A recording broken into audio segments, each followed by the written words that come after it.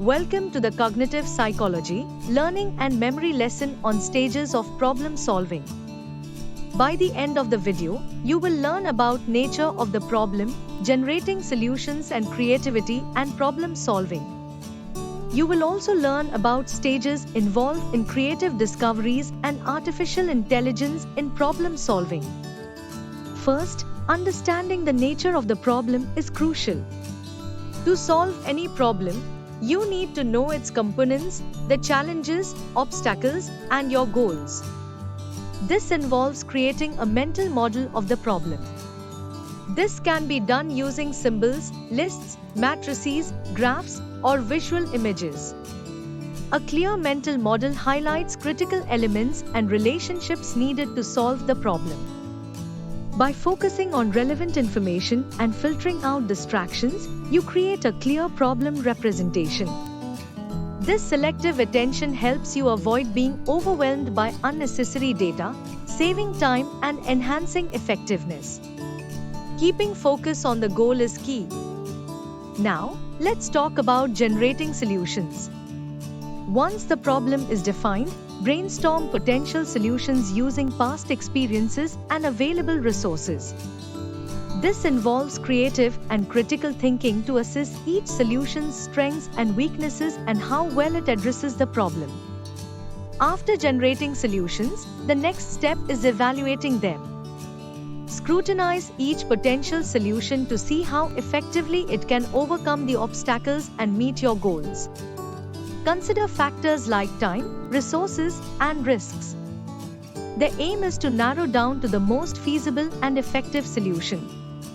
Implementing the solution involves putting your chosen solution into action. Monitor the process closely to ensure it follows the plan.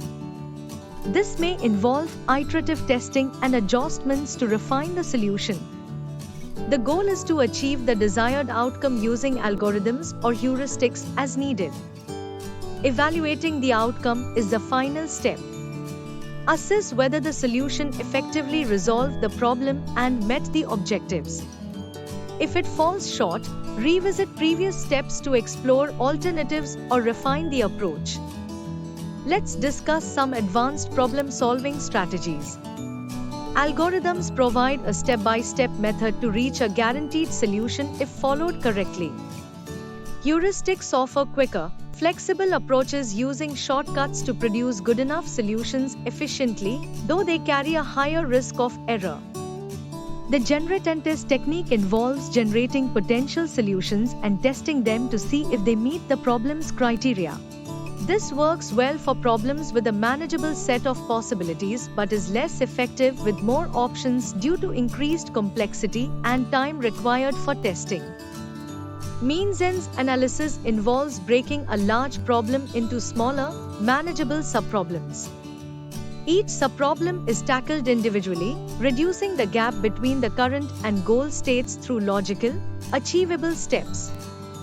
Backward search starts by envisioning the final goal and then working backward to determine the steps needed to reach it. This simplifies the process by defining clear endpoints first and then connecting them back to the start. The planning strategy simplifies the problem into less complex components, solved first. This builds a foundation of partial solutions that facilitate solving more complex aspects. Analogies and experiences from similar past problems are often used to enhance this process. The thinking aloud method encourages problem solvers to verbalize their thought processes. This helps map out cognitive steps during problem solving, allowing real-time monitoring and adjusting of strategies. It provides insights that can lead to breakthroughs or identify flaws in the current approach. Creativity is key to solving complex problems. Techniques like selective encoding, focusing only on relevant information, selective combination, merging different pieces of information in new ways, and selective comparison, using novel analogies, are crucial in cultivating insights needed for creative problem solving. That's it for now. For additional information on this lesson, please look at the content below the video in the online course.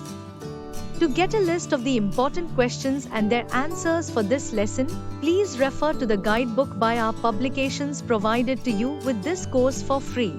It shows you a list of all the questions that have the highest chance of coming in your next exams based on research carried out on previous year question papers.